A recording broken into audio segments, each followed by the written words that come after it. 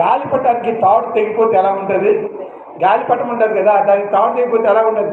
ఎక్కడ పడుతుందో, ఏ ముళ్ళు కొప్పల మీద పడుతుందో ఎవరికి తెలియదు. దాన్ని నడిపించే నాదుడు ఎవరూ లేడు.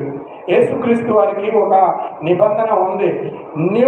నేను చెప్పినది నువ్వు దారి తప్పితే నిన్ను మరి నా సన్నిధికి నువ్వు రావు అని చెప్పాడు. దేవుడు నమ్మకమైన వాడు. ఆ నమ్మకత్వం నీలో కోరుకుంటాడు. నీకు ఆ నమ్మకత్వం లేనప్పుడు దేవుడికి కార్యం చేయడు. దేవుడికి స్తోత్రం కలుగుగాక. నీలో ప్రార్థన వినడు, నువ్వు సేవ చేయకూడదు. అర్థమైందా? సేవలో ప్రార్థన కూడా ఒక భాగం. నెంబర్ 1.